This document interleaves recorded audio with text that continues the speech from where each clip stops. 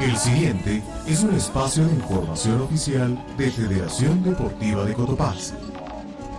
Somos la fuerza de una provincia. La Federación Deportiva de Cotopaxi presenta el esfuerzo, el talento y la pasión de nuestros deportistas, respaldado en la fuerza federativa de una institución con visión social. Su espacio, Chasqui TV.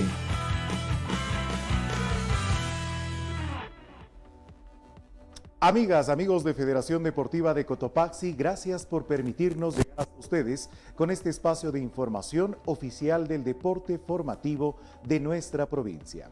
Hemos retomado la edición de este espacio justamente con el propósito de compartir con ustedes información de relevancia de la actividad deportiva de nuestro territorio, pero también de aquellos temas que nos importan como familia federativa y como aficionados al deporte formativo provincial. Mi nombre es Paul López y en esta ocasión tengo el honor de presentar al ingeniero Pablo Palacios. Él es investigador, vulcanólogo y es también el responsable de la sismología del volcán Cotopaxi. Nuestro coloso ha presentado una actividad inusual a lo que estábamos acostumbrados a observar en el Titán de los Montes. Desde el mes de octubre empiezan a registrarse probablemente emisiones de vapor, de gas, que progresivamente han ido llegando a registrar también la presencia de ceniza. Y queremos compartir con nuestros deportistas, con nuestros padres de familia, con la audiencia que tienen los medios institucionales para proveerles de información real que proviene de un técnico avalado que elabora, que trabaja en una institución como el Instituto Geofísico, que es hoy por hoy, comprendemos, la institución proba para brindarnos información de qué es lo que está ocurriendo con el volcán Cotopaxi. Ingeniero, quiero darle las gracias por haber aceptado esta invitación, por permitirnos contar con su tiempo para compartir qué es lo que ocurre con el volcán Cotopaxi. El día de hoy, exactamente viernes 17 de febrero, ¿cuál es el estado del volcán? Bienvenido. Muchas gracias por la oportunidad de estar aquí y por apoyar, digamos, a la ciudad de La Tacunga, ¿no? Básicamente el volcán en la última semana, respecto al anterior, que ya emitimos, digamos, una reunión que tuvimos aquí, ya se informó a la ciudadanía del estado del volcán, ha incrementado un poquito más la intensidad interna del volcán, sobre todo en la parte interna, ¿no? Sigue en un nivel moderado, podríamos llamarle, pero en este caso ya con una tendencia otra vez ascendente. Estaba con una tendencia sin cambio, pero por estos cambios en estas variables, en este comportamiento interno, vuelve a tener otra vez una tendencia ascendente. ¿Cuál es la diferencia de lo que ocurre con el fenómeno registrado en 2015 y el proceso eruptivo actual? Y ahí una puntualización, porque el Instituto Geofísico ha sido muy responsable en denominar a lo que está ocurriendo como un nuevo proceso eruptivo que se contrapone a la tesis socializada días atrás, o semanas atrás, o meses atrás, que era un proceso hidrotermal. ¿Qué es lo que está ocurriendo? ¿Es un nuevo proceso eruptivo? ¿Es un proceso hidrotermal? ¿Cuál es la diferencia de las dos? ¿Y cuál es la posición que tiene el Instituto Geofísico respecto de qué está pasando? Ya, el Instituto Geofísico jamás ha dicho que es un proceso hidrotermal. Eso viene, digamos, de la fuente de eso, es un docente de la ESPE, ¿sí? Pero realmente eso no tiene ningún sustento. Entonces, para explicar un poco, primero debemos entender que es un proceso hidrotermal, ¿no? Entonces, podemos tener un cuerpo caliente al interior de la Tierra y el agua, que puede ser producto de los ríos o de cualquier fuente de agua, penetra un poco a través de la roca, se calienta internamente y sale, y puede salir en forma de vapor. pero eso no es lo que está ocurriendo en realidad en el volcán. Eso ocurre, por ejemplo, esas fuentes hidrotermales ocurren en Papayacta, ¿sí? En las aguas termales del Tingo, ocurren en lo que se conoce como geysers, eso es muy típico en el parque de Yellowstone en los Estados Unidos, por ejemplo. Si la gente va y busca los geysers en Estados Unidos, va a ver que son como columnas de agua que salen y con vapor por un instante y luego colapsan, y después de unos pocos minutos vuelven a salir y vuelven a colapsar, ¿no? Entonces son procesos hidrotermales. Otros procesos hidrotermales, por ejemplo, se da en los fondos marinos, cerca de lo que se conoce como fallas de formación de las placas continentales, ¿no? Fallas de transformación se llaman estas, y ahí se dan, digamos, estos procesos hidrotermales. ¿Por qué? Porque básicamente todo el agua del mar, del océano Atlántico, por ejemplo, en otras partes del mundo, entra en contacto con estas partes calientes y evidentemente producen internamente, pues, emisiones de plumas calientes dentro del fondo marino, ¿no? Entonces, pero esto no se da en el volcán Cotopaxi. El volcán Cotopaxi tiene muestras muy claras de productos magmáticos. Uno de los productos magmáticos, por ejemplo, es el SO2, que se lo detecta en satélites, se lo detecta con nuestros instrumentos en tierra, por eso son importantes los instrumentos que tenemos ahí. Y si es que fuera cierto que fue un proceso hidrotermal y que tal vez el volcán está desgasificando también SO2 de forma pasiva permanentemente, el momento que se produjera, digamos, la emisión de vapor de agua mezclada con ceniza, no debería variar la cantidad de SO2, porque básicamente tiene solamente agua que se está calentando y sube y asciende y arrastra lo que tenga que arrastrar, en parte, digamos, de ese SO2. Pero desde octubre, igualmente ocurrió, digamos, en 2015, desde octubre, ¿sí? La cantidad de SO2 llegó de haber estado en menos de 100 y pico de toneladas por día, digamos, pasó a varios miles de toneladas por día. Entonces, ese producto viene exclusivamente del magma, no viene digamos, de agua calentada. El agua calentada no puede producir eso, ¿no? Y lo otro es la composición de la ceniza. Entonces, estos fragmentos de roca, que en realidad la ceniza no es como la ceniza de cuando uno cocina algo con la leña, ¿no? Se le llama ceniza volcánica por el parecido, por la forma, pero en realidad es roca pulverizada miniatura. El proceso se llama un proceso de fragmentación, son en realidad procesos de ruptura de la roca, ¿no? De fracturamiento de la roca. Entonces, es el magma fresco que sube, se fractura, se fragmenta y sale. Se puede mezclar, por supuesto, con residuos de erupciones anteriores. Y nosotros hemos visto que la proporción de magma fresco, digamos, en la ceniza, llega en los últimos datos que tenemos hasta un 40%. A inicios de octubre estaba por el 20%. Es decir, ahí se ve ya un incremento de magma nuevo que está saliendo. Entonces está muy lejos en realidad está siendo la gente desinformada al decirle que se trata de un sistema hidrotermal.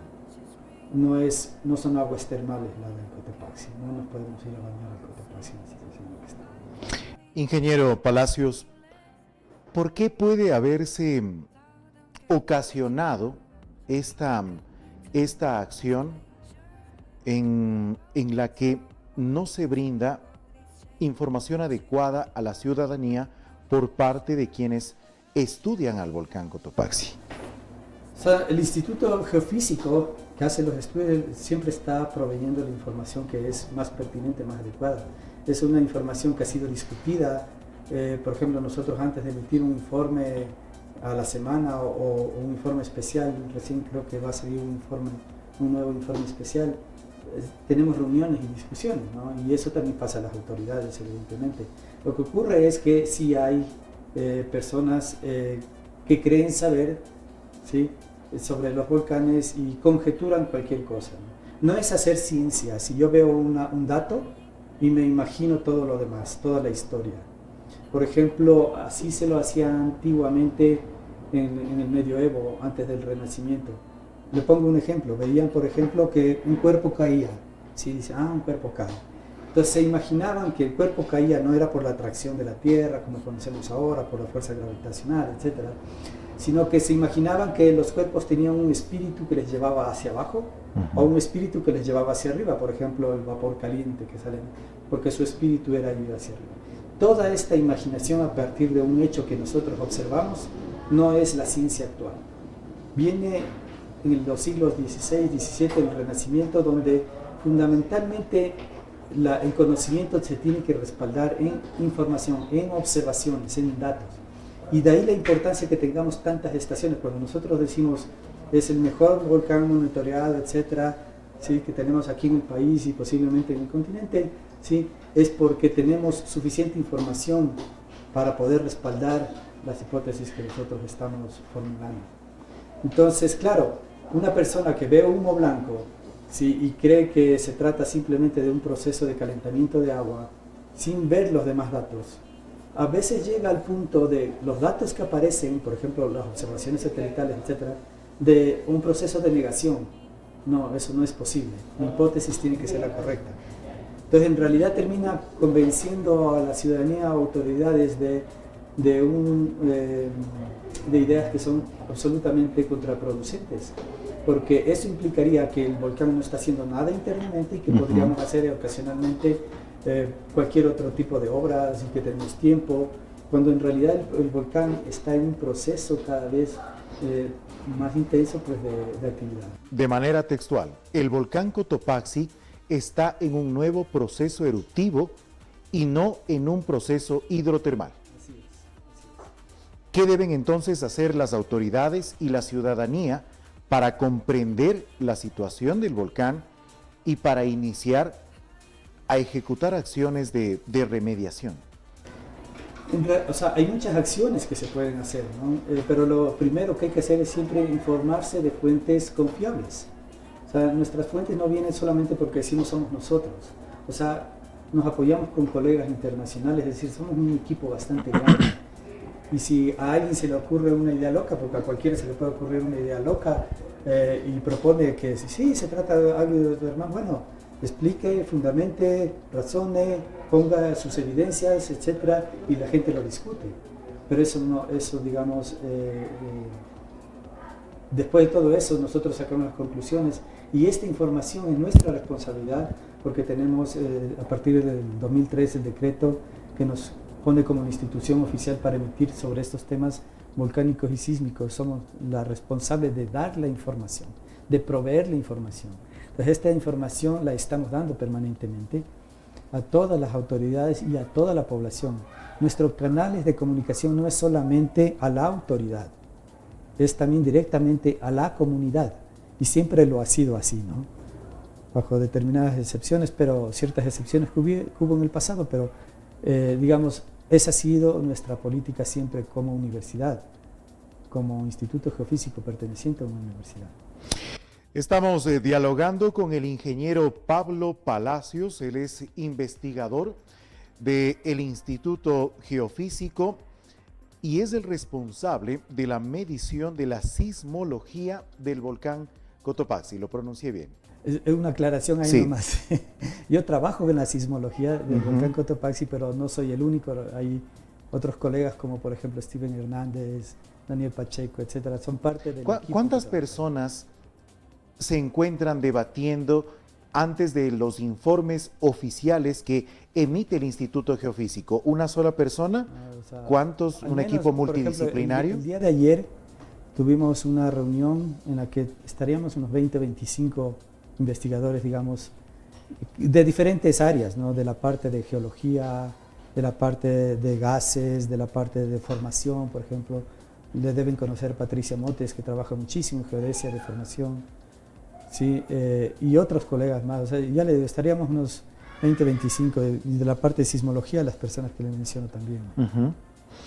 Van a permitirnos presentarles a continuación un video, un reportaje elaborado por el periodista Milton Yepes de la cadena televisiva Teleamazonas, quien nos da una óptica general de cómo se ven las cosas desde afuera de la provincia de Cotopaxi y cuáles son los riesgos latentes que probablemente tenemos como ciudad y como provincia en los cuales deberemos ir trabajando. Le voy a pedir entonces al equipo de producción nos permita proyectarles el siguiente video. Considerado uno de los volcanes más peligrosos del mundo por la frecuencia de las erupciones y la cantidad de habitantes potencialmente expuestos frente a una descarga eruptiva, el Cotopaxi amenaza con un nuevo evento luego de 138 años de relativa calma. Había despertado en 2015, no obstante, en octubre del 2022 ha iniciado lo que los vulcanólogos consideran una erupción en curso. La actividad sísmica es constante y la emisión de inmensas columnas de vapor no se ha detenido. Junto a Daniel y Marco, vulcanólogos del Instituto Geofísico de la Escuela Politécnica Nacional, viajamos por la ruta norte del volcán, hacia el Valle de los Chillos y Sangolquí. La geografía muestra las zonas de depósito de lajares y material arrastrado en las 5 erupciones pasadas de lo que se tiene registro. Y estas especies de terrazas, que son rasgos morfológicos producto del depósito de los lajares del volcán Cotopaxi, que ocurrió en la última erupción en junio de 1875. La Espe queda en esta especie como de isla en la mitad de los dos ríos, y ahorita estamos en esta parte justo a la mitad del río. Y para hablar de zonas de riesgo hay que ver la ubicación de los ríos que nacen en el Cotopaxi. Por aquí pasan el río Pita y San Pedro. De hecho, están en el borde de conjuntos habitacionales, zonas comerciales y bajo este moderno intercambiador, construido sin planificación alguna. Vamos en dirección al volcán por zonas residenciales. Los técnicos del geofísico nos hacen notar la huella de las 5 erupciones registradas desde 1534, y todas siguen sobre y al margen de los ríos. Sí, que va cargando la roca. Esto sí es material volcánico. Sí, esta es una roca probablemente de la erupción. Se puede ver cómo se han ido acumulando varios de los depósitos de las erupciones del volcán Cotopaxi.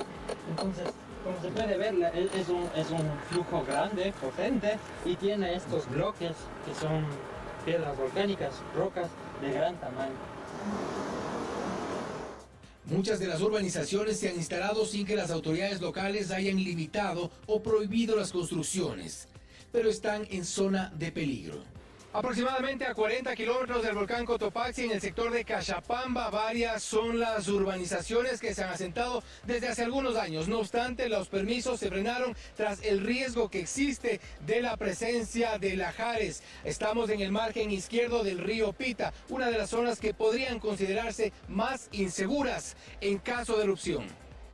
Estas son imágenes captadas por el geofísico el 5 de enero del 2023. Esta es del 13 de enero. La actividad del volcán Cotopaxi ha obligado a mantener operativos los sistemas de alerta temprana. En todo el Valle de los Chillos hay alarmas y señales de las rutas en caso de evacuación. Daniel y Marco, nuestros expertos y guías en este recorrido, nos cuentan que frente a una potencial erupción del Cotopaxi habría tiempo para tomar acciones, que el riesgo es inevitable, pero la información es vital para estar a salvo.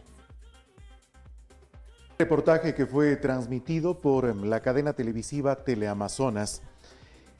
¿Está sobredimensionado el contenido de este reportaje? ¿El riesgo del que se habla es en realidad el riesgo que debemos considerar como ciudadanos y como autoridades? Es real. Nosotros diferenciamos entre amenaza y riesgo, ¿no?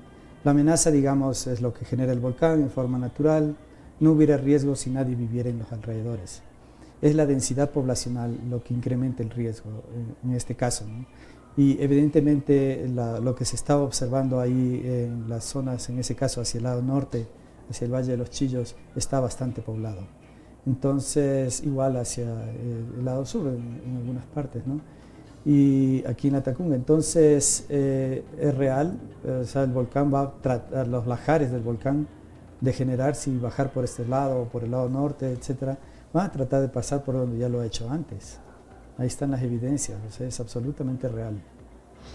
Ingeniero, en una de las últimas visitas que realizó Patricia Motes acá a la ciudad de La Tacunga para brindar una conferencia, si no estoy equivocado, no más de 2 semanas, ella mencionaba que si hiciéramos una comparación con el proceso registrado en el año 2015, quizá Para tener una referencia, el proceso del 2015 habría estado en un nivel 7, el proceso actual estaría en un nivel 3.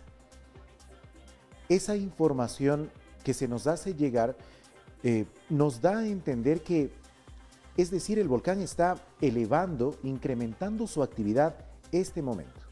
Sí, ¿Es creciente? Sí, yo estuve también en esa reunión, ¿no? Básicamente tiene un nivel de intensidad un poco más baja que la del 2015. Y uno se puede dar cuenta, por ejemplo, en 2015 produjo una columna de 8 kilómetros de altura sobre el nivel del cráter. Eso no se ha producido todavía. O sea, no se ha tenido una explosión tan potente todavía, ¿no? A este momento, para la fecha de esa reunión, digamos, hace 2 semanas, ya prácticamente tenían la misma duración lo que pasó en 2015 y lo que pasa ahora. Ahora ya estamos en un proceso más prolongado. Y no solo eso, sino que empezamos a tener cada vez un poco más de intensidad. Estamos todavía ligeramente menor, pero cada vez esas diferencias se van acortando, lo cual podría significar que lleguemos en un momento dado a estar igual que el 2015 y puede producirse una explosión, digamos, similar tal vez a la de 2015. Es una posibilidad. El tiempo de este proceso en comparación al del 2015 ya se cumplió. Ya pasó. Ya, este momento ya es un poco más largo, con unos 3 meses, octubre, noviembre, diciembre, enero, ya vamos cerca de los 4 meses nosotros, ¿no? Le hago esta pregunta y voy a volver a reformular la misma para ratificar este mensaje con el que no buscamos alarmar o crear pánico en la población, pero sí un sentido de responsabilidad, un sentido de conciencia respecto de qué es lo que debemos hacer este momento para que no se repitan los errores que cometimos como ciudadanos en el 2015, pero sobre todo para que seamos una imagen ejemplificadora para las nuevas generaciones. Probablemente uno de los problemas más grandes que estamos enfrentando este momento es la indiferencia con la que muchos adultos estamos tratando este tema. Cuando uno intenta conversar sobre el volcán Cotopaxi, sobre los riesgos, sobre las cosas que se deberían hacer, sobre las cosas que aún no se han hecho, existe una apatía de la población. Y eso, lamentablemente, llega a irradiar en las nuevas generaciones, en nuestros hijos, en nuestros nietos, que están esperando aprender de nosotros para saber cómo continuar conviviendo con uno de los volcanes más grandes y activos del mundo. Por ello, entonces, la importancia de haber compartido este espacio con el ingeniero Pablo Palacios para preguntarle,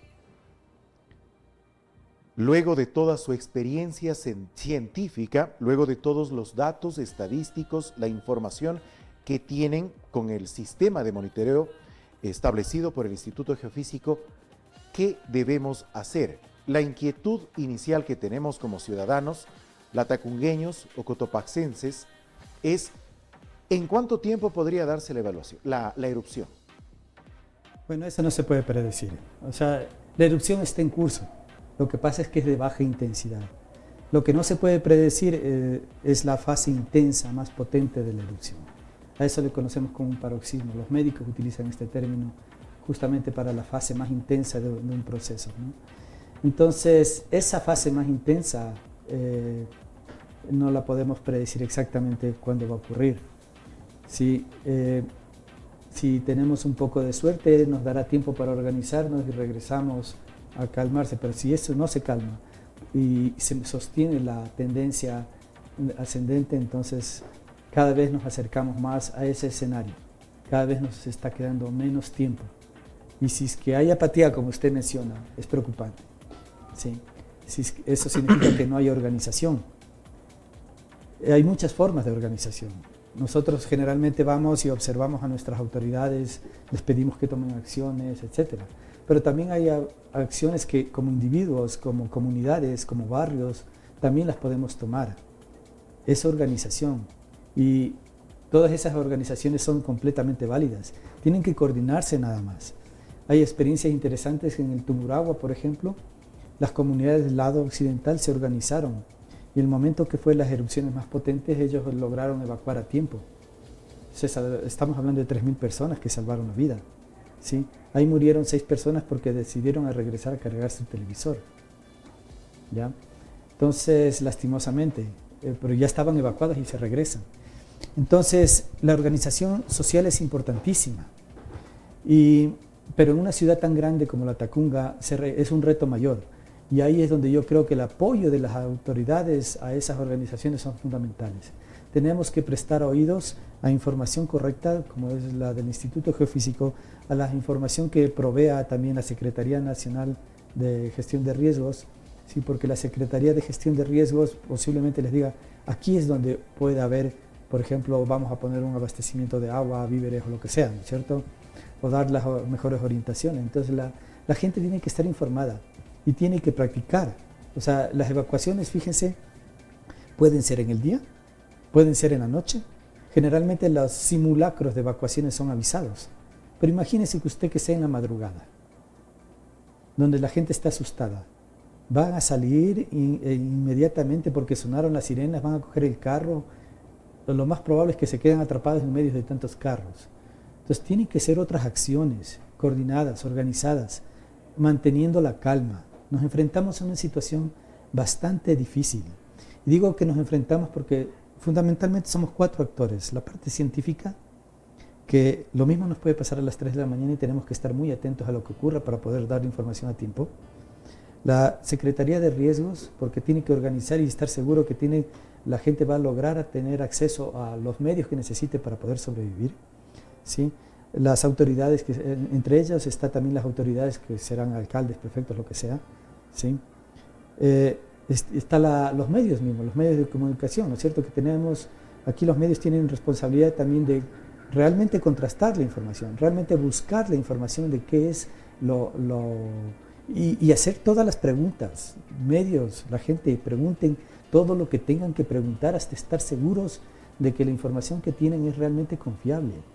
Y finalmente la misma ciudadanía, el cuarto actor. Entonces todos estos 4 actores sociales de nuestra comunidad tenemos que actuar de una manera muy coordinada. Nos enfrentamos a una batalla, si quiere verlo así. Y en esta batalla vamos a ver heridos, rasguñados, lo que sea, pero hay que minimizar ese impacto, ¿sí? De aquí no vamos a salir con que no pasó nada. A todos nos va a caer algo. Si a nosotros, por ejemplo, como Instituto Geofísico, se nos pasa unos minutos y no logramos responder a tiempo, nos va a caer algo. Si a la Secretaría igual no responde bien, igual. Si los medios, por ejemplo, desinforman, también les va a pasar la factura en algún momento. Si es que la población no se organizó bien y salió corriendo y se tropezó y hubieron accidentes, etcétera, les pasa factura. Entonces, eso es lo que hay que evitar. Es una situación difícil y tenemos que ser muy serios con esta situación. Ingeniero, le hacía esta pregunta justamente por la seriedad con la que debemos tratar los temas y sobre todo aclarar a la ciudadanía varias inquietudes que tienen. En las últimas semanas probablemente se ha transmitido a manera de rumor un dato, una información de que la proyección es de que no tendríamos más de 2 años. Es lo que dice la gente en las calles de la Tacunga.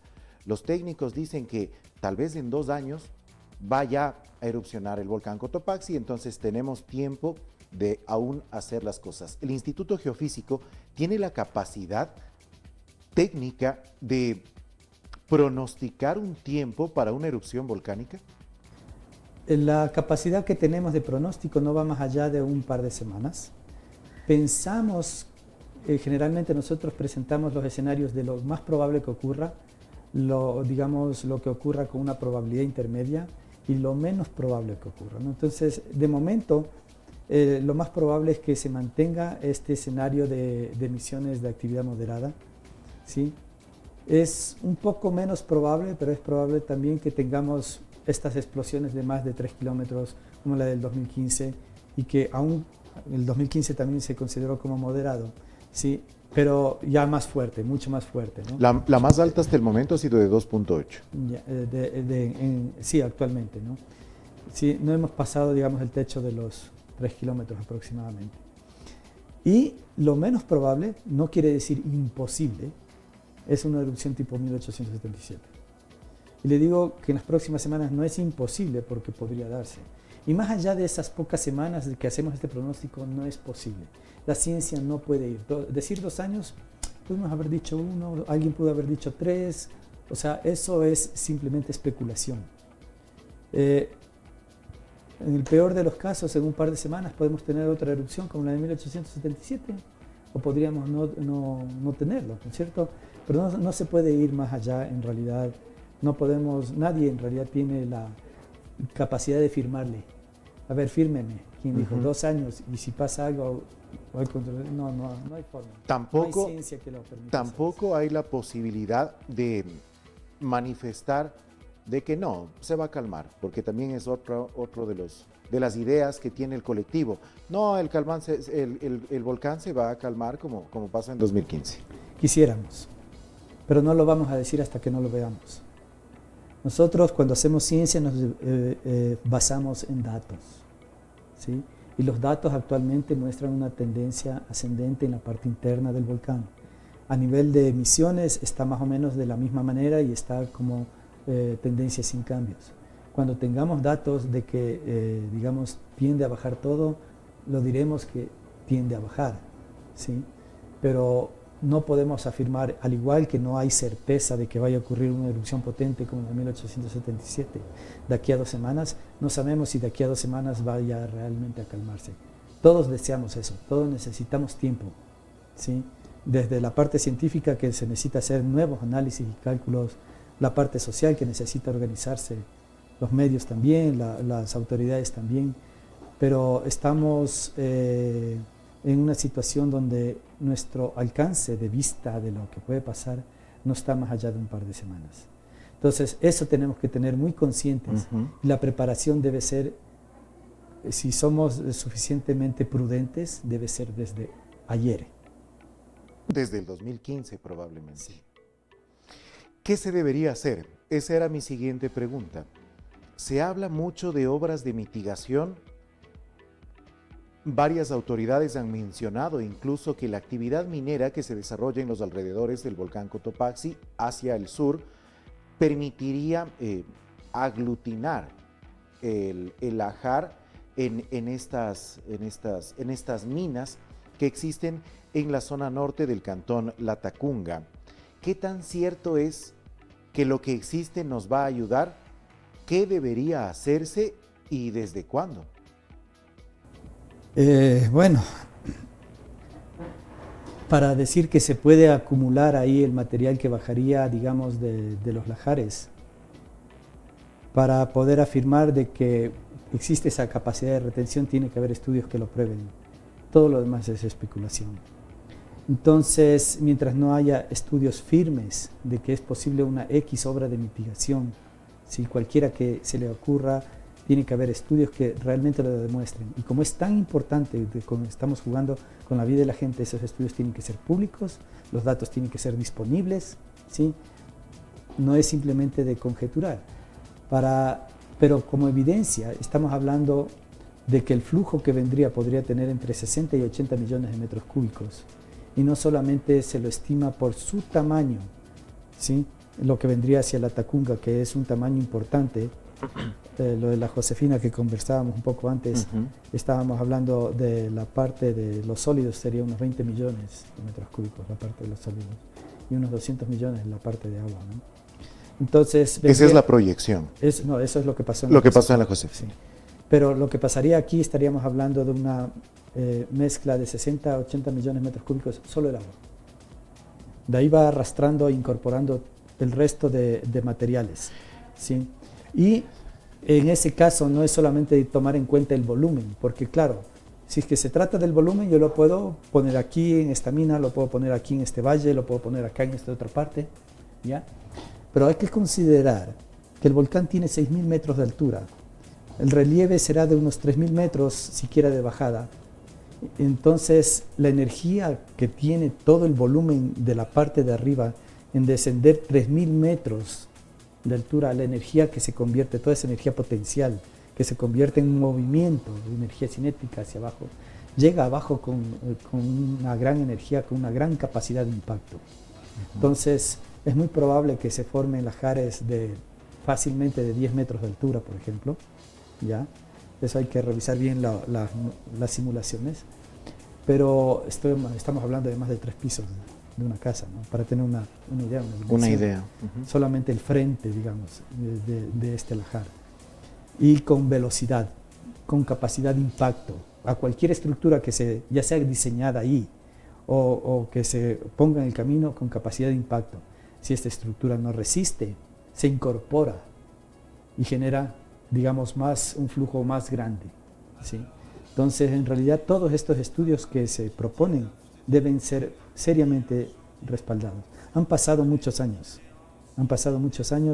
y si existieran realmente ya hace rato que hubieran aparecido y discutido y mejorados. Si es que fuera ese el caso, sería el primero. El Instituto Geofísico no se opone a obras. El Instituto Geofísico se opone a mala información.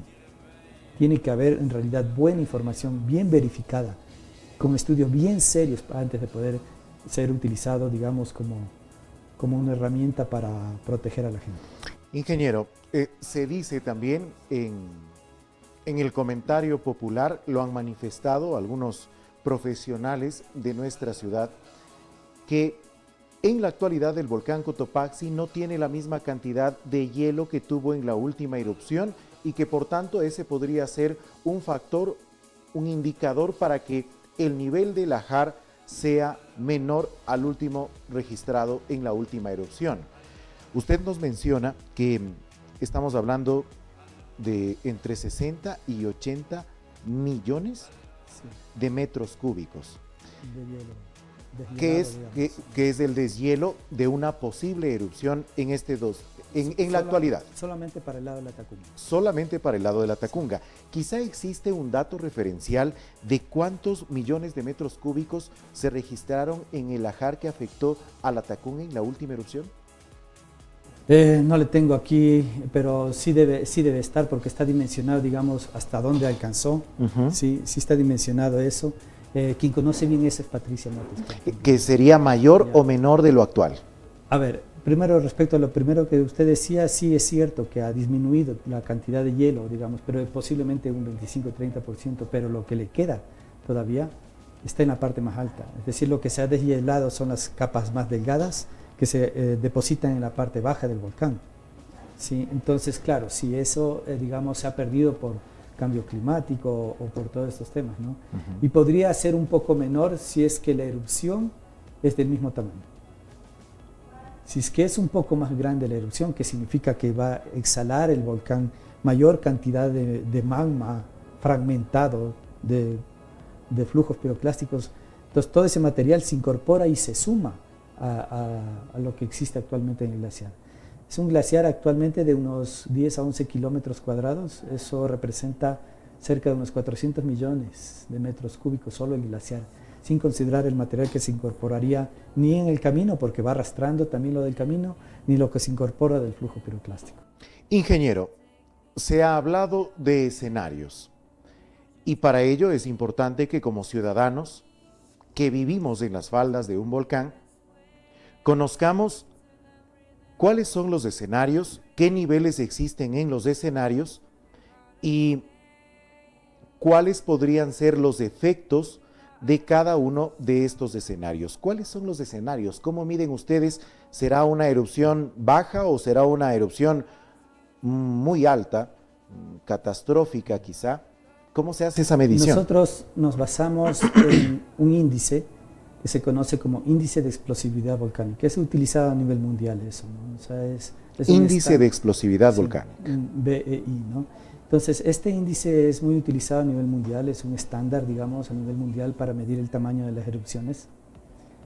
Y para tener una idea, una comparación, en 2006, en la erupción del Tungurahua, hubo dos erupciones importantes, la de julio y la de agosto. ¿Sí? La de julio fue de tamaño BI2, es decir, una escala de 2 en este índice, ¿no? Produjo algunos flujos piroclásticos no muy grandes, pero que bajaron por algunas quebradas del lado occidental del volcán. Y al mes siguiente, en el mes de agosto, se produce una BI3, que es una erupción mucho más grande. Y para aquellos que recuerdan la erupción del Tungurahua, había barrido todo el flanco desde el lado noroccidental hasta el lado suroccidental. Los flujos piroclásticos bajaron y taponaron los ríos, ¿sí? Se taponó el Chambo, o sea, se llenó de ceniza, etc. Y para tener otra dimensión de la escala de una BI4, que sería la tipo 1877, fue la del Reventador en el 2002. Esa es una erupción BI4 y eso es, digamos, mucho más potente que la del más fuerte del Tungurahua. Entonces, o una BI3 grande o una BI4 podría haber sido la erupción de 1877, ¿no? Que es la que nosotros utilizamos como referencia. Sí. Entonces, en ese sentido, los escenarios. Si el escenario es una BI2 para Cotopaxi, es decir, julio del Tungurahua, julio 2006, sería muy favorable, porque en realidad esa erupción produjo flujos piroclásticos que no invadieron todos los flancos del volcán, sino que flujos piroclásticos no muy grandes que derretirían parte del glaciar, y eso daría la ventaja de que la siguiente erupción ya tenga menos glaciar. Si podrían producirse varias erupciones BI2 antes de la más potente, por ejemplo, ¿no? Entonces, eso sería una posibilidad que podría ocurrir. Puede ocurrir también, eso ha ocurrido, digamos, no eso exactamente, pero emisiones como las que estamos viendo ahora, antes de la erupción más grande, en el 60% de ocasiones de las erupciones que ha tenido Cotopaxi. Pero también ha ocurrido erupciones muy potentes, o sea, sin mayores premonitores, ¿no? Entonces ese es, digamos, el peor escenario, que tengamos directamente una erupción muy fuerte. Se ha mencionado que el volcán Cotopaxi es uno de los más monitoreados del país y probablemente del continente. ¿Cómo se monitorea al volcán en la actualidad? Bueno, nosotros tenemos muchísimas estaciones de diferentes tipos ahí. Y la razón de ello es porque necesitamos información de diferente tipo para ver el más mínimo detalle de lo que está ocurriendo en el volcán. ¿Qué nomás utilizamos? Utilizamos estaciones sísmicas que tienen la capacidad de observar la vibración interna del volcán. Todos estos equipos uno lo tiene que ver como la extensión de nuestros ojos. Como seres humanos no podemos percibir más allá de cierto rango visual. No podemos escuchar más abajo de los 20 hercios, por ejemplo, ¿no? El rango auditivo, pero nuestros equipos pueden escucharle al volcán que suena y hacer sonidos más en ese rango. Eso es el tremor. Eso es en la parte acústica. Igual en el tremor nosotros no lo sentimos, ¿sí? Pero cuando ustedes ven nuestras pantallas, está vibrando, se ve que está vibrando. Eso es porque lo detectan los equipos. Si usted va y se para ahí, se queda quieto un rato, no va a sentir nada, de momento. En una erupción importante posiblemente sí lo sienta. Si ya lo llegamos a sentir sin necesidad de equipos, es que lo que viene es algo realmente grande, ¿no? O sea, posiblemente es algo muy grande. Entonces, tenemos estaciones sísmicas, estaciones de infrasonido, cámaras directas, como estar viendo 24 horas televisión, dispuestas, muchas, serán creo unas 10 cámaras o más tal vez visuales, del rango visual. También cámaras térmicas que pueden ver a la altura del cráter y las emisiones, los cambios de temperatura. Hemos reportado brillo en el cráter es debido a que tenemos estas cámaras térmicas, ¿no? Utilizamos también sensores de GPS, es como el teléfono, ¿no? El GPS ubica, nos da la localización. Cuando cogemos el Waze para irnos de un lado a otro, lo que estamos haciendo es leyendo los satélites. A veces, durante las noches despejadas, es posible observar una luz o brillo en el cráter del volcán Cotopaxi. Este fenómeno se debe a la emisión de gases y ceniza muy calientes y ocurre únicamente cuando el volcán está en erupción. Es lo que se ha visto. ¿Hubo en algún momento aquí unos ejemplos para el proceso eruptivo de 2022-2023? Había detectado una especie de desnivel que superó los 5 milímetros. De igual manera, podemos ver un ejemplo para el proceso del 2015, donde el brillo y, en consecuencia, la erupción era más intensa que ahora. ¿La medida era correcta, 5 milímetros? Llega a 5 centímetros, bueno, depende del tipo de equipo que estén utilizando. 5 centímetros para un volcán es bastante. Y depende también la comparación, si comparo con lo que es ahorita, con lo que pasó hace un año, o lo que es esos 5 centímetros respecto a 6 meses o 3 meses, lo que sea. Entonces es comparado a un año atrás con imágenes satelitales, ¿no?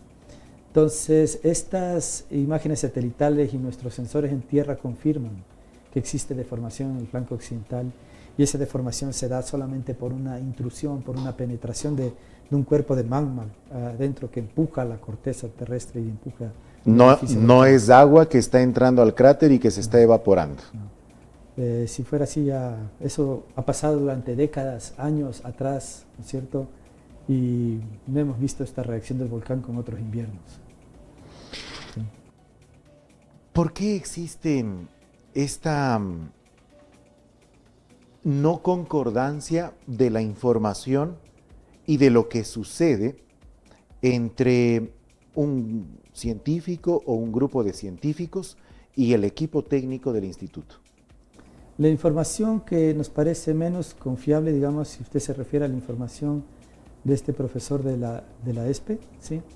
En este caso, por ejemplo, él no se basa en observaciones directas, y bien podría utilizar nuestra misma información, pero sin embargo la descarta.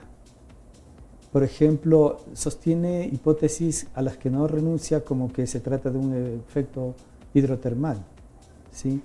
Cuando hay suficiente información, cualquier científico serio le va a decir, mire, si usted está observando SO2 en estos niveles que está observando deformación y ya tiene la ceniza y se ven los cristales juveniles sin ningún desgaste por efecto climático, digamos, por el ambiente. Entonces, sí, se trata de un magma nuevo. Ahora, nuestra responsabilidad es dar la información de acuerdo a nuestros criterios. ¿Por qué existe discrepancia? ¿Por qué sostienen otras personas su imaginario, digamos? Es porque, de algún modo, desde mi punto de vista ya personal, es porque no se está haciendo ciencia. Ahí en esos lados no se está haciendo ciencia. Un buen científico se rinde frente a la evidencia, ¿ya?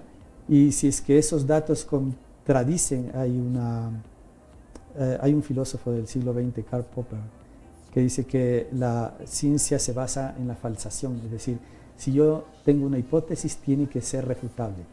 Sí, es decir, yo formulo mi hipótesis, está saliendo agua del gas, pero tengo que decir bajo qué condiciones eso ya deja de serlo para ser científico. Eso no lo ha dicho. El momento que aparece, por ejemplo, magma, el momento que aparece ceniza fresca, debe decir, no, esta hipótesis no es correcta, ¿sí? Entonces, al parecer tampoco puede identificar correctamente la ceniza de magma juvenil. De lo que he escuchado yo en algunas de sus declaraciones, habla de que tienen que aparecer en formas esféricas. No hay esferitas en el magma juvenil. Estamos hablando de un proceso de ruptura del magma que produce siempre aristas y los fragmentos, por eso se produce fragmentos muy finos de décimas de milímetro, ¿sí?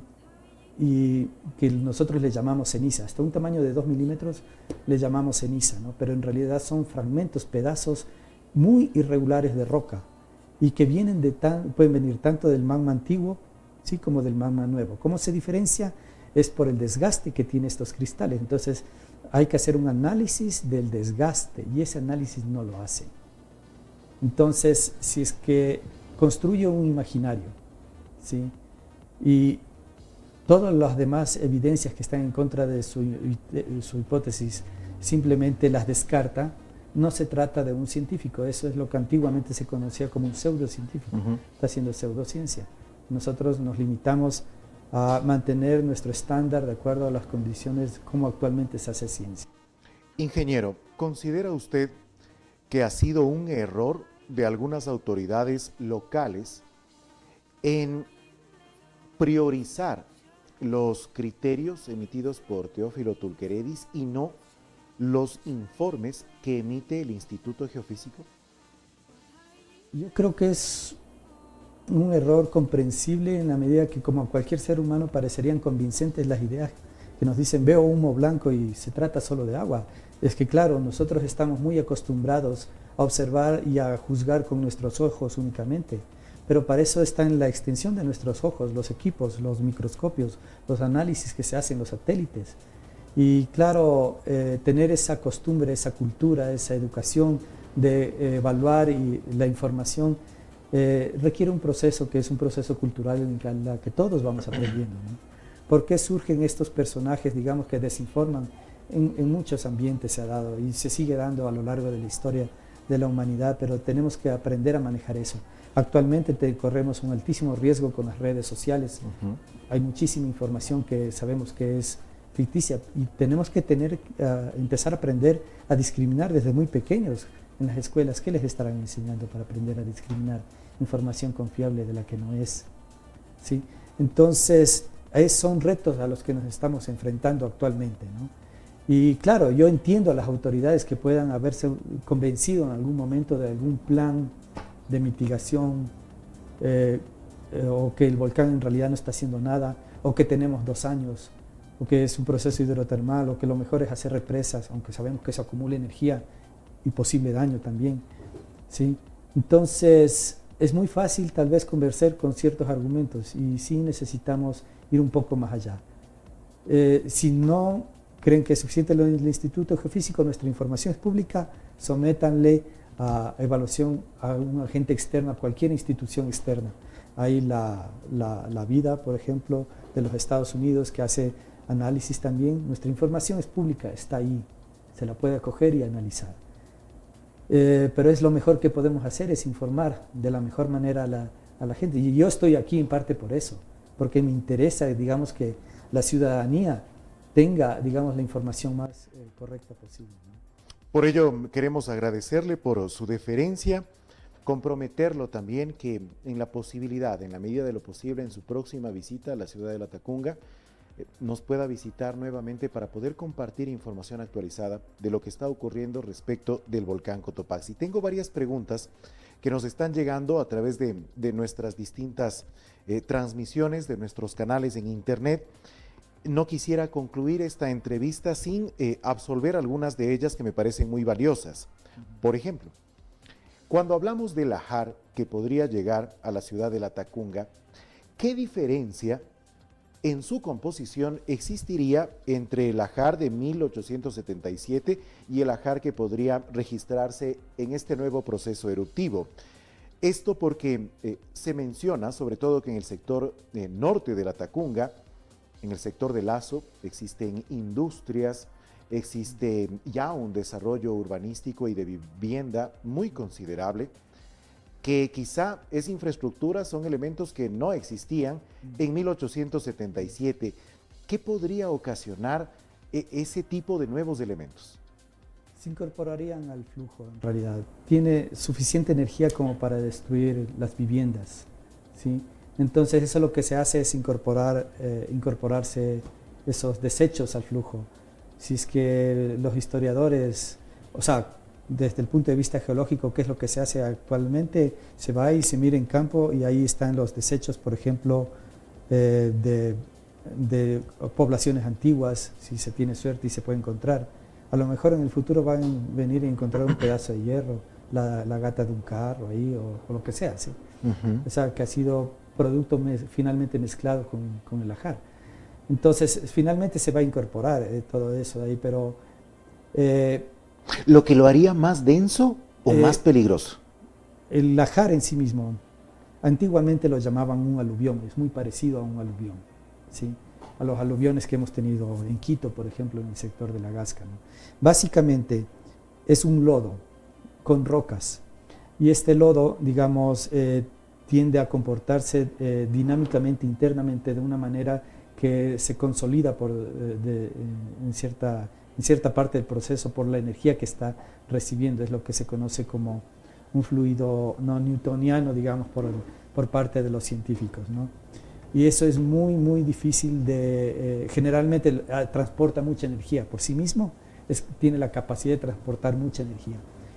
Si usted se pregunta, por ejemplo, ¿cómo es que llegó a la roca de la Chintilosa? ¿Cómo se le llama esta, la más grande? ¿La Chilintosa? Chilintosa, la Chilintosa ya, ¿no? Usted no ve un cráter alrededor, no fue por caída, no es un impacto de caída. Eso fue arrastrado por el ajar. Y para que se haya arrastrado, debe haber tenido la fuerza suficiente para subirla. Imagínese usted la fuerza que tiene el lodo que está formado de capacidad de arrastre que tiene. Ese es un dato muy importante porque hemos crecido con la idea de que la chilintosa voló desde el cráter hasta donde se encuentra este momento en la parroquia Mulaló. Un hueco enorme, ¿no es cierto? Si es que hubiese sido caída, claro, por impacto. Exactamente, no es así. ¿Sí? Entonces fue arrastrada por un lodo con la capacidad de soportarla, con la energía suficiente para arrastrarla. ¿Usted cree que aguantaría una casa? Entonces una casa no va a aguantar el impacto de un flujo de esta naturaleza y se va a incorporar ese material. Entonces, desde el punto de vista natural, el ajar va a ser muy similar. Va a depender de la cantidad, obviamente, de glaciar que se derrita, va a depender de la intensidad de la erupción, como le decía. Si es una BI2, sería muy bueno que sean varias para que no dañe mucho, digamos, y el ajar sea pequeño y tal vez las viviendas sobre que están en el paso sean menos dañadas, ¿ya? Pero en un caso, en 1877, sería, digamos, similar. Tengo otra pregunta de quienes nos observan en este momento. Por favor, ¿cuál sería su criterio respecto de los sistemas de alerta temprana? ¿Funcionan o no? ¿Y cómo sería el uso responsable de este tipo de alertas? Ya, no estoy yo, digamos, al tanto de cómo está el sistema de alerta temprana. Eso le corresponde al Servicio de Gestión de Riesgos, sí, ¿no? Correcto. Pero yo ahí me haría algunas preguntas como ciudadano. A ver, 3 de la mañana, el volcán erupciona. No me muevo de la cama si no escucho las sirenas. Solo cuando escuche las sirenas, aunque la casa esté temblando, aunque se escuchen rayos o lo que sea de la erupción, sin embargo digo, no, las sirenas no están sonando. Entonces, tenemos que preguntarnos, es por nuestra preparación. Las sirenas van a sonar efectivamente cuando ya se tenga evidencias posiblemente del paso de un ajar. Diga usted, pasó por alguna de las estaciones y tenemos evidencia o sospecha razonable del paso de un ajar, porque también podemos equivocarnos en esa evaluación, pero es preferible, digamos, alertar a tiempo a no alertar, ¿sí? Entonces podemos decir, ok, sospechamos del descenso de un ajar, suenan las sirenas. Entonces, en ese caso, la ciudadanía decide salir ese rato o decide salir antes, ¿sí? Porque el volcán, en el caso de una erupción grande, va a dar señales. O sea, de hecho las dio. O sea, en 1877 usted va a ver los relatos y la gente describe. El relato dice que amaneció y todo seguía oscuro. Y deben haberlo sentido. Bueno, aquí la Tacunga está un poco más lejos, pero las poblaciones más cercanas seguro sintieron la vibración del edificio volcánico. Y hay esos relatos. Entonces, si es que pasa todas esas cosas, queremos sirenas. Entonces, por eso es que yo le comentaba en algún momento, lo más importante es la autoorganización. O sea, depende de dónde estemos. Posiblemente estoy en una zona donde no tengo que moverme y no tengo que salir, porque si salgo estorbo al que está realmente necesitando desplazarse, ¿sí? Por el susto cojo el carro y me voy no sé a dónde me iré, pues al sur, al este. O sea, entonces, más bien la forma de prepararse en realidad no es solamente de la gente que se encuentra en las zonas con potencial de impacto. Influencia. Estamos hablando de que toda la población tiene que prepararse con alimentos no perecibles, con agua, ¿sí? Y de esas cosas, inclusive para ayudar a los que necesitan, no solo para ellos individualmente. Entonces, eso hace falta. Es una tarea grande, una responsabilidad enorme la que tenemos que asumir como ciudadanos para preservar nuestra vida y la vida de nuestros seres queridos. Y para ello es importante que obtengamos información de las instituciones oficiales del Estado que trabajan en este tema, que manejan el sistema de monitoreo, que estudian los datos, que tienen la información. Probablemente en estas últimas semanas o meses nos hemos dejado llevar primero por el temor, luego por la desinformación y luego confiando en aquellas palabras que nos dan esperanza de que algo no va a ocurrir, cuando científicamente podemos ver que los datos nos dicen otra cosa. Nadie quiere, nadie desea que el coloso erupcione, pero nadie puede evitarlo tampoco, y para ello debemos prepararnos. Quiero reiterarle el agradecimiento especial al ingeniero Pablo Palacios, investigador del Instituto Geofísico, que nos ha brindado esta entrevista. Nos ha faltado mucho tiempo, se nos quedan muchas inquietudes pendientes. Por ello, nuestra invitación reiterada para que en una próxima visita a la ciudad de Latacunga pueda acompañarnos para continuar analizando los datos que también van cambiando día con día. Probablemente en nuestra próxima entrevista tengamos que hablar, ojalá, de una disminución de la actividad del volcán u probablemente de un incremento en su actividad. En la parte final, no quisiera concluir esta entrevista sin pedirle su mensaje principalmente a las autoridades del Cantón Latacunga, del Cantón Salcedo, de la provincia de Cotopaxi, las zonas determinadas como de mayor influencia. O sea, a las autoridades es momento de organizarse de una manera unida, digamos, ¿sí? No se puede estar discrepando que uno dice una cosa, otro otra cosa. Tiene que llegarse realmente a un consenso y tiene que basarse en la información más confiable. Hay muchísimo en juego y son estas autoridades las responsables de lo que se haga o deje de hacer. Tienen mucha influencia estas autoridades sobre la población y la población tiene que ser orientada de la mejor manera posible. ¿Qué sería más importante priorizar por parte de las autoridades de este momento? ¿La construcción de obras de mitigación en las faldas del volcán o la reubicación de aquellas familias que construyeron en una zona de influencia, de alta influencia, en las riberas del río por una inobservancia de las autoridades? Eso tienen que discutirlo realmente entre la misma población y las autoridades mismas. Hay muchas acciones que las puede tomar una persona individual, ¿no es cierto? Por ejemplo, yo arriendo y vivo en zona de peligro, voy arriendo en otro lugar. Eso lo puede hacer tranquilamente sin que ninguna autoridad le diga, vea, usted ya deje de estar aquí, pásese allá, ¿no es cierto? Pero para los que tienen viviendas propias, por ejemplo, para los que están en esas zonas, hay muchas preguntas que están de por medio. Si yo tuviera mi casa ahí, por ejemplo, dijera, bueno, y ahora sí, ok, de acuerdo, si tengo que salir ya en un momento de peligro, voy a coger y salir. Tengo que saber a dónde voy a salir, qué tiempo voy a estar afuera. Si usted ve históricamente, estas erupciones han durado años. El proceso eruptivo mismo ha durado años, 2 años, 3 años. Sí, el Tungurahua duró 17 años.